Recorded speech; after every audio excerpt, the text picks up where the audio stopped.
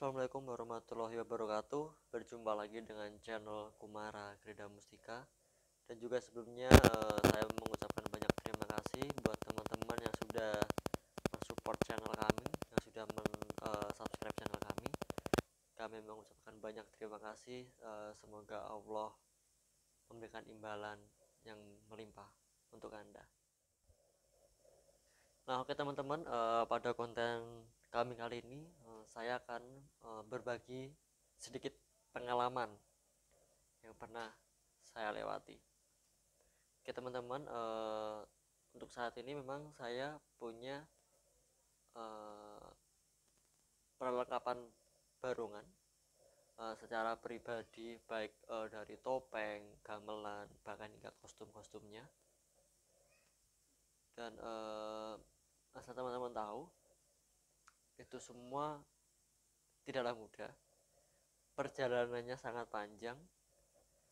Jadi saya memulainya sejak tahun 2016 saya mulai buat mengoleksi sejak saya kelas 3 SMA.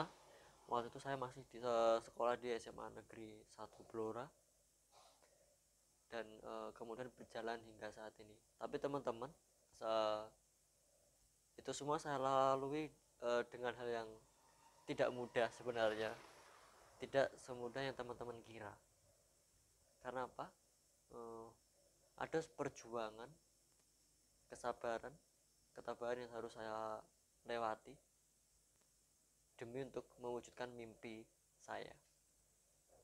Ya teman-teman, mungkin buat Anda yang punya keinginan untuk menjadi kolektor peralatan barongan seperti saya, khususnya buat teman-teman pemula, saya yakin pasti ada yang punya cita-cita, punya keinginan untuk bisa punya peralatan barongan sendiri secara pribadi. Jadi di sini saya akan berbagi pengalaman, dan ini benar-benar nyata saya alami. Jadi dulu pertama kali saya ingin mengoleksi barongan Blora sangat tidak gampang teman-teman. Waktu itu saya harus menabung dari uang saku sekolah, dari hadiah lomba. Kebetulan waktu itu saya SMA gemar mengikuti lomba karya tulis ilmiah. Baru dari situ saya menyisihkan sedikit rezeki saya untuk kemudian waktu itu awal mula pertama kali saya beli barongan taring dari pasar, malah teman-teman, dari pasar seharga 750.000. Dan waktu itu saya pun belum paham bagaimana barongan yang bagus. Dan pikiran saya pengen punya barongan Blora sendiri. Dan waktu itu sangat bangga dan juga bahagia karena bisa punya barongan sendiri. Dan jujur itu tidak mudah. Saya nabung berbulan-bulan demi kemudian mewujudkan cita-cita saya. Barulah kemudian di tahun 2016 saya mengikuti lomba karya tulis ilmiah di UMK Kudus tingkat Jawa. Tapi kemudian juga saya sudah punya misi, dimana kalau saya menang, saya pengen banget punya peralatan barongan. Nah, alhamdulillah waktu itu Allah memberikan rezeki kepada saya. Saya mendapat sejumlah hadiah dari lomba itu. Kemudian saya pergi ke Pak Warsidi, Pak Kedul, dosen isi Surakarta. Saya pesan gamelan di situ. Awalnya waktu itu hanya benang sama kempul teman-teman, benang sama kempul. Saya belum punya gamelan, barongan pun saya baru punya satu seadanya waktu itu.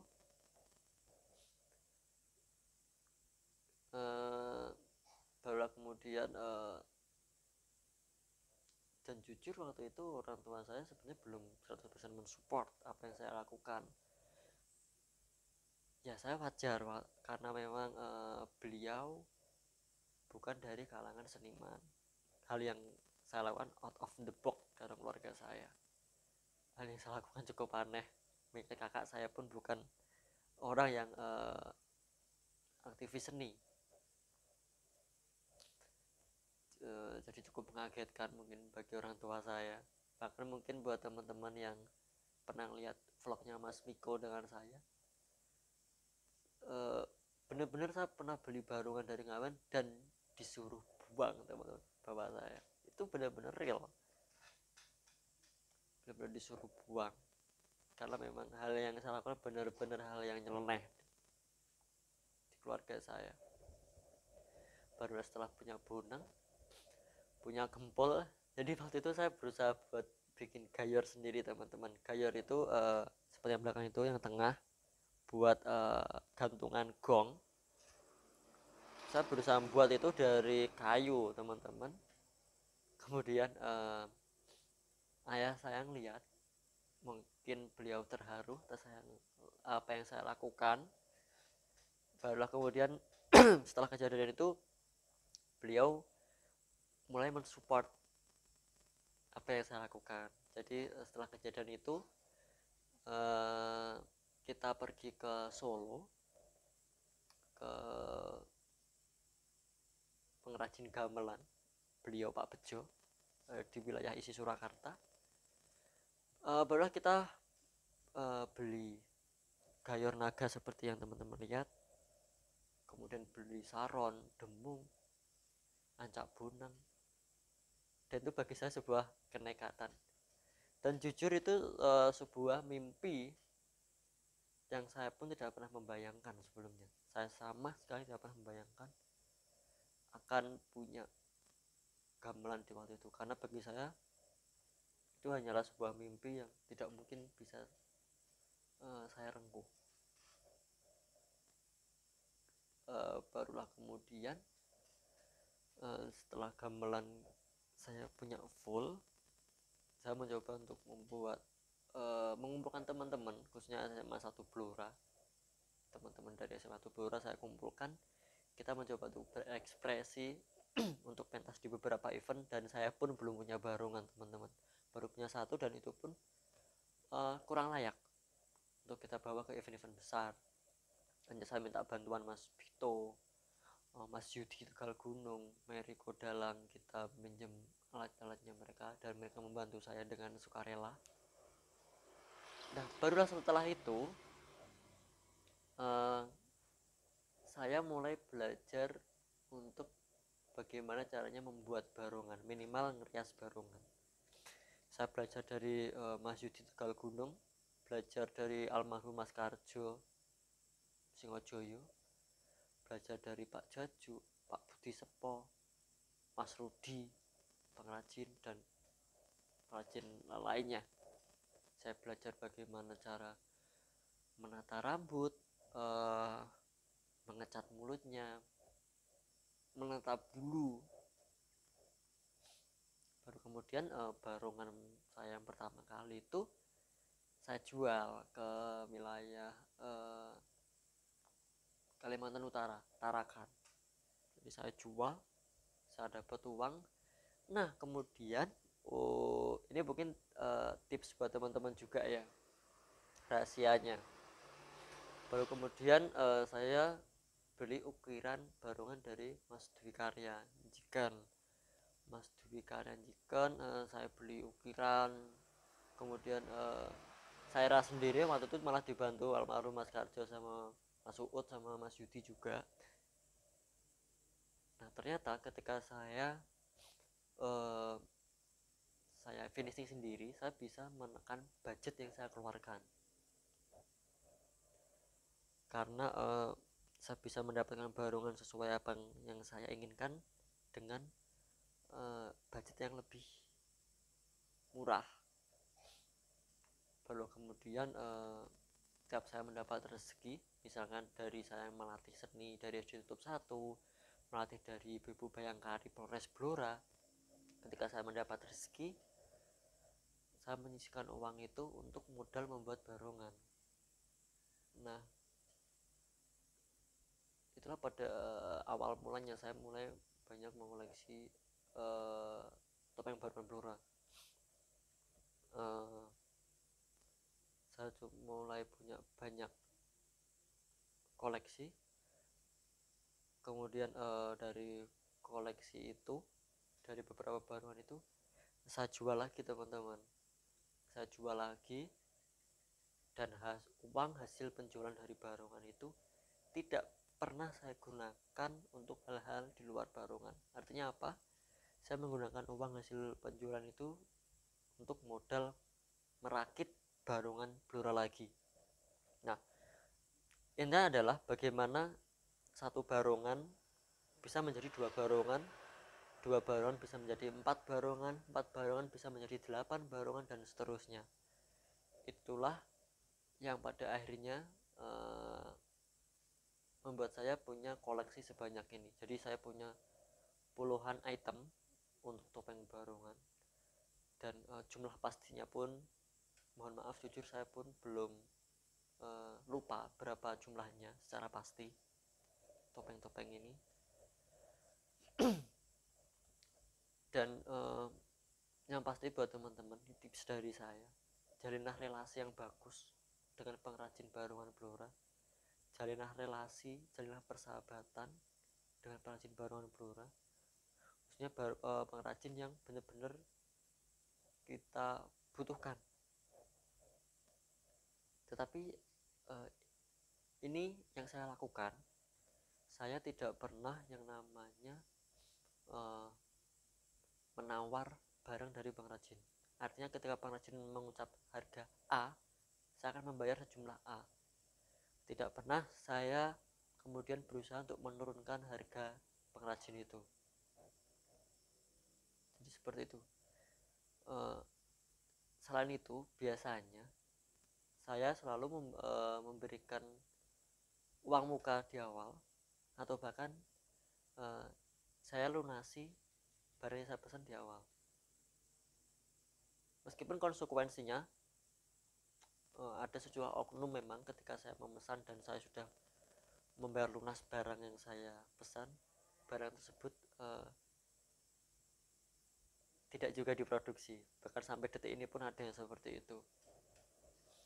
Tapi niscaya percayalah, dengan relasi yang bagus dengan pengrajin juga akan membantu kita.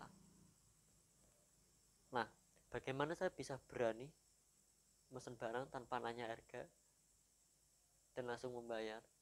Jadi saya melakukan survei teman-teman. Saya harus survei ke beberapa pengrajin sehingga saya tahu berapa range harga dari para pengrajin itu. Saya tahu berapa kisar harga yang dipasang oleh pengrajin itu. Jadi ketika saya mau pesen, saya sudah bisa ancang-ancang berapa budget yang harus saya siapkan.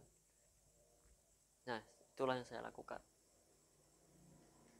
Dan alhamdulillah sampai detik ini banyak banget teman-teman pengrajin yang suka membantu saya.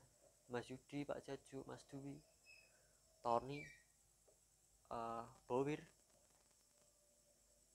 Mas Sri, Growong, banyak membantu saya untuk mewujudkan impian saya punya koleksi sebanyak ini. Nah, itu tadi yang penting, menjalin relasi, dan juga jangan sampai kita bertindak curang pada pengrajin.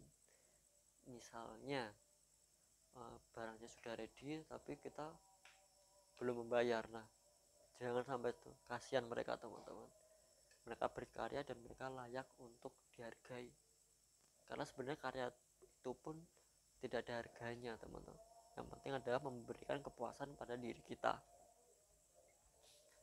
Nah, tapi teman-teman, sebelum Anda memutuskan untuk menjadi kolektor barongan seperti saya, ada yang perlu diperhatikan. Yang pertama, bulatkan tekad Anda. Anda harus benar-benar punya tekad, punya niat bahwa saya akan menjadi kolektor. Karena apa? Menjadi kolektor barang-barang gak cuma Anda beli masalah selesai, tidak seperti itu.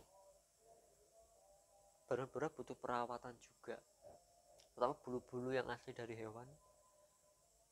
Mereka bisa rontok, mereka bisa diserang hama kalau Anda tidak merawat dengan baik. Bahkan kadang yang sudah dirawat pun masih juga bisa diserang hama. Itu yang pertama. Kedua, pastikan keluarga Anda merestui apa yang Anda lakukan, bagaimanapun itu caranya. Karena apa? Barongan Blora membutuhkan lokasi penyimpanan yang tidak sedikit. Ini hubungannya juga ya. Barongan Blora butuh tempat yang layak, butuh tempat yang memadai untuk disimpan. Jadi seperti punya saya ini, sengaja kami buatkan rak dan meja untuk tempat memajang barongan. Karena apa? Dengan tempatnya seperti ini, pertama bisa untuk saya pajangan, kedua saya bisa mengontrol koleksi saya sewaktu-waktu, dan juga kemudian memudahkan saya ketika kami dari Kumaragda Mustika mau latihan, karena tinggal ambil. Kemudian tips saya selanjutnya, apabila teman-teman, mohon maaf, misal modalnya belum cukup, saya harap bersabar. Ini saya kesabaran Anda akan membuahkan hasil yang positif. Karena apa? Dalam perawatannya, barongan pun membutuhkan biaya. Misalnya untuk servis rambut, servis cat, servis kulit, semuanya membutuhkan biaya, teman-teman. Jadi pastikan diri Anda siap, mental Anda siap, menjalin relasi, berbuat baik dengan sama seniman. Saya yakin Anda juga bisa menjadi kolektor seperti saya ini. Jadi apa yang saya lakukan ini menurut saya juga merupakan sebuah mimpi yang menjadi nyata. Meskipun kami pun masih berkembang, masih berusaha menjadi lebih baik lagi. Saya pun sampai detik ini masih ketagihan untuk menambah koleksi, teman-teman. Bahkan detik ini pun ada beberapa koleksi kami yang belum jadi. Artinya kecanduan ini saya berusaha jadikan jadi hal yang positif. Karena sejatinya barongan pun bisa Anda gunakan sebagai lahan investasi. Mulai dari ketika Anda punya grup dari panggilan pentas, ataupun bisa juga dari jual beli peralatan barongan. Dan itu yang saya lakukan, termasuk untuk menambah uang jajan saya. Oke, itu tadi sedikit tips, sedikit pengalaman yang pernah saya alami. Mungkin buat teman-teman yang pengen tahu secara lebih detailnya, bisa langsung ke sini, bisa langsung menghubungi saya. Dengan senang hati akan saya berikan rahasia dan juga tips detailnya, biar teman-teman juga bisa menjadi kolektor barongan seperti saya. Mohon maaf apabila ada tutur kata yang salah, kurang tepat dari saya. Akhir kata, wabillahi taufiq wal hidayah. Wassalamualaikum warahmatullahi wabarakatuh.